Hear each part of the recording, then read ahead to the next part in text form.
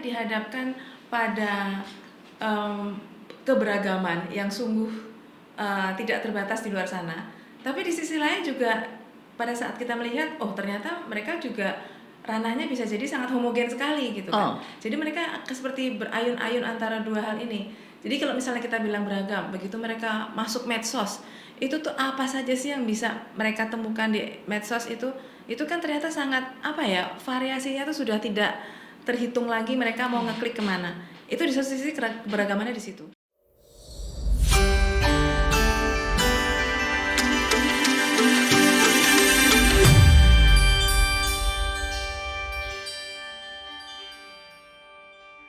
Jumpa lagi di Mana Lagi PSI UGM, Wanita Hebat Indonesia Bermartabat. Kita punya tamu khusus hari ini, Dr. Susi Handayani, antropolog. Kita akan ngobrol dengan sesuatu yang sangat luar biasa tentang remaja sekarang. Halo Bu Susi, apa kabar? Halo. Kabarnya baik, sehat ya. David?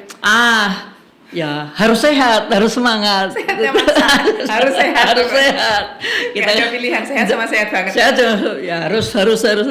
Karena kalau nanti kita agak gerges sedikit kan terus jadi COVID. Nah, itu pokoknya.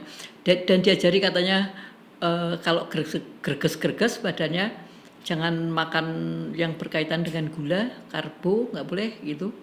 Ya, terus istirahat. Jadi protein tinggi. Tak catat. Jadi katanya, dan saya melakukan itu. Jadi sempat agak gerges, kemudian sampai di rumah saya makan jam 5 sore, terus total nggak makan sampai pagi berikutnya, baru makan dan makan protein. Sembuh. Biar staminanya kayak anak muda pokoknya. Ya katanya katanya virusnya senang sama gula-gula gitu. Jadi jangan manis-manis makanya. Oke, anyway. Kalah sama yang muda. Ya, yang muda. Ya. Anak muda itu sekarang maunya apa sih Bu Susi? Aduh, nggak tahu ya, karena soalnya kita udah nggak muda lagi kan. Itulah. Jadi mungkin ngeliatnya dari luar tuh ya. Iya. Kalau misalnya dilihat-lihat itu kan sawang sinawang, kata orang kok enak banget jadi anak muda, nggak penyakitan kayak kita Mbak. Iya. Hari ini hari-hari rame dunia. hari tidak fit sedunia. Ya, kalau dilihat tuh kayak ya. Jadi kayak banyak paradoksnya. Di satu sisi mereka dihadapkan pada keberagaman yang sungguh tidak terbatas di luar sana. Tapi di sisi lain juga pada saat kita melihat, oh ternyata mereka juga ranahnya bisa jadi sangat homogen sekali gitu kan. Jadi mereka seperti berayun-ayun antara dua hal ini. Jadi kalau misalnya kita bilang beragam, begitu mereka masuk medsos, itu tuh apa saja sih yang bisa mereka temukan di medsos itu kan ternyata sangat variasinya tuh sudah tidak terhitung lagi mereka mau ngeklik kemana. Itu di satu sisi keberagamannya di situ. Tapi di sisi lain, begitu mereka terimbas segala keberagaman itu, kok lucu, ada seperti kayak tekanan, pressure untuk harus sama dengan yang lain. Tapi samanya mau sama yang mana gitu kan, akhirnya juga. Nah ini makanya paradoks, kayak saya harus unik tetapi jangan terlalu unik, karena nanti kalau terlalu unik nanti saya dikira antik, barang antik. Tapi juga disingkirin. tapi saya juga harus sama yang mana gitu kan. Nah ini juga akhirnya berayun-ayun antara dua. Dan swingnya banyak. Ya, range-nya itu. Range-nya ya. Ya, bayangkan untuk kegundah gulanaan anak muda itu gitu. Buat kita yang butuh waktu tahunan lama untuk jadi tenang, kayak setua kita mengatakan bahwa enggak, gue nggak peduli, saya mau di sini aja, terserah kamu mau ngapain. Sementara mereka mungkin belum bisa bilang kayak gitu. Ini apa kata orang, apa kata dunia kalau saya nggak tahu, kalau saya nggak ikut, kalau nggak saya gabung kayak gitu. Itu yang kelihatan sama Susi dari luar. Mungkin kalau anak-anak muda dengar tolong dikoreksi ya. Iya ini. Aduh, kita cablak aja nih ya. yang jelas menyusahkan untuk orang yang membimbing ya. Membimbing atau duduk bersanding dengan mereka, dengan para remaja itu. Mungkin susah bukan berarti kita nggak berkenan loh, jangan salah ya. Kita ingin sekali duduk dengan kalian. Mungkin kita ada rasa seperti kayak, kita mengejar dengan percepatan. Ya, percepatan dinamika anak muda sekarang itu berbeda dengan percepatan kita. Ibaratnya dulu mungkin kecepatan kita untuk yang katanya biar cool, biar keren itu mungkin ya 10 km per jam gitu kan. Dengan teknologi yang anak muda miliki sekarang itu mungkin percepatan mereka, perubahan mereka, ya sehingga ya bukannya kami nggak mau belajar memahami teman-teman loh, kami berusaha begitu, tapi kadang-kadang keteteran juga kita. Makanya akhirnya yang tadi kata Mbak benar, yang swingnya itu lebar banget. Dulu kita mungkin hanya segini, dan kita masih bisa menjangkau gitu ya dengan swing yang pendek gitu.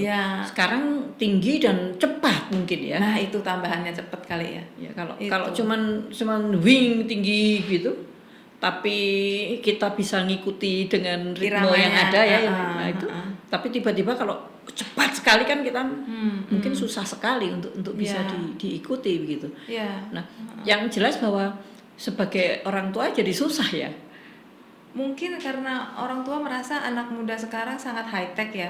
Sementara keragaman dan keseragaman yang dimiliki anak muda sekarang sebagian besar mungkin berasal dari teknologi yang mereka miliki dan basisnya banyak teknologi digital kan.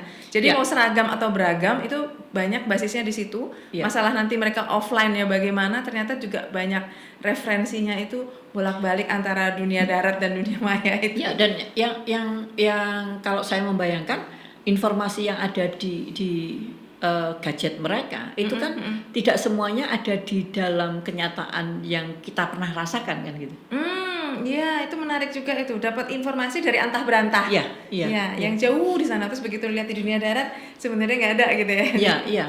Atau sebaliknya kan gitu. Lo kok di dunia nyata seperti ini, padahal nyari misalnya dia mau searching tentang informasi yang dia alami itu nggak pernah ada gitu. Misalnya yang selama ini kayak bullying itu definisinya apa ya, cuma definisi itu, tapi seperti apa bullying itu kan tidak pernah muncul bahwa the real thing-nya itu apa sih gitu kan, kita nggak pernah ketemu.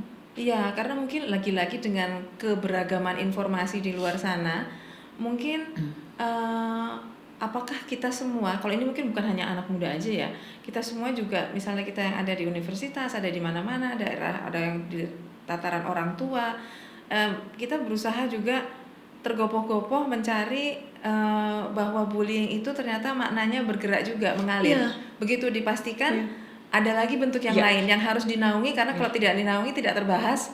Akhirnya orang yang dibully dengan cara itu jadi dibilang tidak dibully karena enggak kok kamu gitu, bukan kamu nggak dibully, sensi aja gitu. Nah, karena kalau kita misalnya bukan melotot, saya ngeliatin sesuatu yang mungkin pandangan saya ke seseorang gitu itu kosong, saya nggak mikir dia, tapi saya ngeliat dia, tapi saya tidak ke dia gitu, otak saya tidak ke dia, kan sering gitu terjadi kan ya.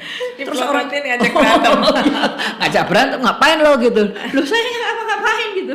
Jadi akhirnya jadi miss yang luar biasa begitu, itu bisa terjadi gitu. Iya, apalagi nggak tahu ini ngomong karena pasti pagi ngobrolnya kemana-mana, ngomong soal melotot-melototan. Bullying lalu lintas kan banyak pelotot-pelototan di jalan tuh loh. Gitu kan begitu langsung ke belakang kayak apa sih lo gitu kan, kayak apa sih coba ngelakson, kamu aja yang sensi kan, saya tinnya itu kan tin halo bukan tin doi gitu kan.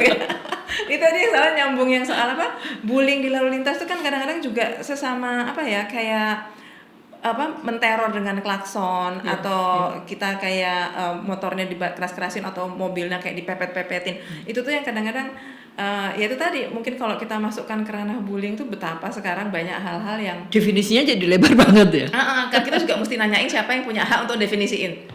Itu juga kadang-kadang giliran ada begitu didefinisiin, ternyata ada orang lain mungkin yang mengalami hal yang lain, mungkin dia merasa kayak tolong definisi saya masukin dong gitu kan misalnya. Jadi mungkin kita harus ngerasa juga bahwa yang namanya hal-hal seperti itu kita bukan mencari kepastian, justru kayak ayo dong dipastiin bullying itu apa, lo enggak, justru kita ngelihat transformasinya, kita harus bergerak bersama sama transformasinya. Takutnya kalau dipastikan malah mati jalan di tempat, begitu ada bentuk yang lain kita nggak bisa nangkep, nggak naungi, nggak bisa mengakomodir gitu. Ya sama aja dengan kondisi misalnya yang paling kelihatan jelas adalah definisi narkoba misalnya gitu kan. Kalau diomongin ini sabu gitu, ternyata sabunya juga macam-macam gitu kan, jenisnya macam-macam yang tidak masuk dalam aturan yang ada kan. Jadi tapi ini nanti ganja bumbu masak. Nah, tadi pagi saya nonton di TV kind of sabu gitu, itu dimasukkan ke kelapa muda. Jadi kelapanya masih hijau gitu, jadi ada di dalam gitu. Itu ternyata masih bisa dibuka di antara satu kontainer kelapa gitu. Wow. Banyak sekali dan ya banyak gitu. Nah itu kan terus, nah serinya ini nggak ada di catatan aturan bahwa itu bisa ditangkap gitu. Yeah. Ya terus gimana? Ya itu juga tadi kebayang kalau misalnya kita ngomongin dengan keragaman yang harus dihadapi anak muda, kita bilang hati-hati ya dek, gitu kan, hati-hati di luar sana. Ternyata ya juga daftar hati-hatinya juga dari waktu ke waktu itu harus tambah. Iya harus mengikuti transformasi di luar sana, jenis bahayanya juga berganti macam-macam. Nah itu kadang-kadang. Dan sering juga kalimat hati-hati itu untuk diri kita, bukan untuk diri kita ke orang lain kan gitu. Misalnya sekarang naik sepeda motor hati-hati ya gitu, dia lurus-lurus saja gitu, tapi dia nggak hati-hati, gara-gara dia lurus-lurus itu orang lain jadi celaka kan gitu. Itu kan terjadi juga kan gitu. Jadi kadang-kadang ya itu tadi kita memaknainya juga sangat luar biasa. Ya, karena kembali lagi ke urusan bullying itu ternyata masalah hati-hati itu tadi ternyata urusan bersama. Kita nggak bisa hati-hati sendiri, tapi harus hati-hati bersama.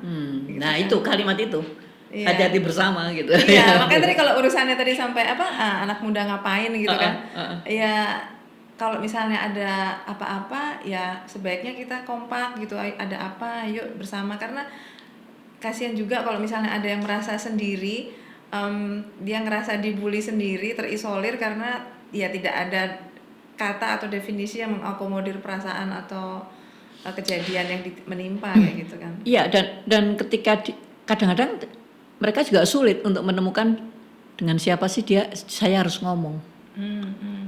Kadang-kadang kan juga orang tuanya, kamu udah besar, udah mahasiswa kok gitu kan. Kamu katanya sudah 17 gitu. Kamu sensi aja kali. Iya, atau ya kamu selesaikan sendiri, udah dewasa kok kan gitu. Nah itu kan menjadi berat. Satu sisi mereka umurnya sudah sesuai dengan kedewasaannya gitu, tetapi untuk menyelesaikan kan belum tentu orang punya kemampuan untuk itu dan dan tidak punya kemampuan untuk ngomong kan gitu. Mungkin itu juga karena apa ya? Kalau misalnya kita ngobrol-ngobrol, sebenarnya yang namanya anak muda, remaja itu kan yang namanya anak-anak juga itu kan batasnya banyak, beragam banget. Gak usah jauh-jauh Mbak, kita aja kalau misalnya umur pensiun kan macam-macam toh. Pensiun pegawai negeri, pensiun siapa, pensiun profesi polisi, anak muda juga anak muda versi mana nih? Versi Indonesia versi negara, Indonesia versi emak kamu gitu kan. Kalau Anda anak bungsu, Anda akan anak kecil terus seumur hidup. Mohon maaf lahir batin ya. Gitu kan. Nanti yang misalnya pindah ke negara lain lagi, berapa lagi batasnya. Jadi mereka tuh kayak ya itu tadi, akhirnya kembali ke range ayunan itu lagi Mbak. Kayak kapan mereka dituntut dewasa dalam hal apa, tapi kapan mereka diminta bahwa mohon maaf ya kamu belum cukup umur kayak gitu. Karena ini kadang-kadang betapa banyak yang harus mereka sesuaikan dengan kehidupan ini gini. Sementara kita yang sudah lelah menonton dari sini itu kayak aduh dek kasihan kamu capek ya. Betul. Dan saya jadi ingat zaman dulu kan ada istilah seperti orang pakai sarung. Oh, gimana itu? Kalau dinaikin kakinya kelihatan, kalau diturunin badannya kelihatan. Jadi tanggung kan, disebutin dia dewasa kagak gitu. Misalnya anak umur 18 ngomong, kalau dia nangis, kamu kan sudah dewasa gitu, udah gede, jangan nangis toh, gitu kan? Kamu boleh pergi nggak? Anak kecil kan? Anak kecil, belum lagi nanti aku tak nikah ya, masih kecil ya kan coba. Tapi tadi ketika nangis, kamu kan sudah besar, ayo semangat, ayo kan gitu. Iya, akhirnya kembali ke beragam tuntutan tadi itu juga yang lagi-lagi. Yang sangat terbuka gitu. Iya. Tuntutannya sangat terbuka. Ya terus jadi seorang remaja itu harus seperti apa? nggak tahu ya, mungkin kita ngaca kita how did we make it this far, Mbak, selain dikasih umur sama Tuhan ya. Yeah. How did we survive teenhood. Yeah. Itu mungkin yang kalau misalnya ketemu sama teman-teman anak muda mungkin kayak sabar ya, hang in there gitu, tambah aja melewati usia ini, mungkin suatu saat nanti ada kayak titik pencerahan kayak inilah yang mau saya jadikan identitas diri saya yang nyaman, orang lain juga bisa terima, saya juga bisa terima, sama-sama bisa terima kayak gitu.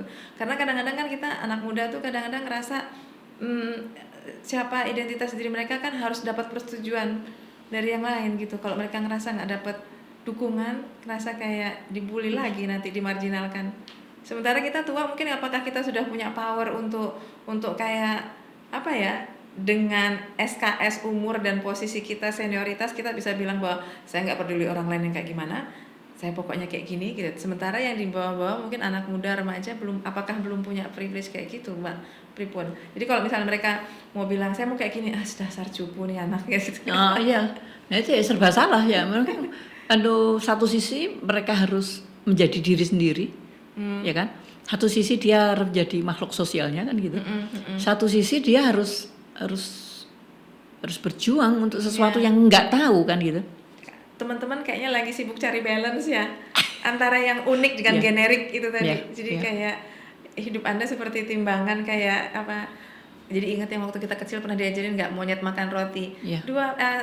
Seekor monyet mendapat sepotong roti. Terus yang lain belum tahu. Yang lain belum tahu. Ayo diceritain. Jadi intinya hidup itu kayak kita ngerasa segala sesuatunya harus ya itu tadi, juggling, mencari keseimbangan. Bahasa kerennya apa, Mbak? Equilibrium. Equilibrium. Supaya dia kayak titik diam kayak gitu kan. Tapi kalau diam terus kan bingung juga, nanti harus berayun lagi terus nanti kayak. Tapi ya itu tadi yang titiknya itu kan ya kayak pendulum ya harusnya ya yang tapi siapa yang akan menggerakkan ini kan sebetulnya. Kalau kita menggerakkan sendiri, tapi kadang-kadang kan kita nggak tahu startnya kapan untuk menggoyangkan ini tadi kan. Nah kalau kelamaan kan ya itu tadi orang ngomong cupu. Iya, nanti belum lagi kalau misalnya dia jadi mental distress segala macam kayak gitu. Mungkin mungkin caranya di luar beragam banyak juga. Tetapi apakah kita bisa mungkin kalau kita jadi generasi tua yang di atas mereka, kita jadi generasi tua yang ramah, mungkin maksudnya gini, karena kita kan nggak bisa bilangin mereka kayak kamu harus gini kan ujung-ujungnya terserah mereka mau gimana. Tapi kalau di kitanya mungkin apakah bisa kita berkaca dulu tuh kita nggak nyaman diapain sih sama generasi tua, dan semoga itu tidak diulang, terulang untuk mereka. Iya, itu kontribusi kita mungkin buat teman-teman muda di luar sana begitu. Supaya nggak lingkarannya itu tidak jadi kayak lingkaran setan yang jadi kayak balik itu lagi. Mesti kalau sama orang-orang yang tua angkatan itu mesti kayak kita salah mulu kayak gitu kan. Jadi gimana caranya supaya kita mengatakan bahwa jangan-jangan kalau kita bilang salah itu karena kita yang nggak paham gitu kan, bisa jadi. Itu message terakhir dari Bu Susi, Mbak Susi. Yang jelas bahwa tidak ada pelajaran jadi orang tua. Maaf ya, kita juga lagi belajar sama kalian. Kita juga belajar, itu yang ada. Jumpa lagi di mana lagi PSV UGM, wanita hebat, Indonesia bermartabat.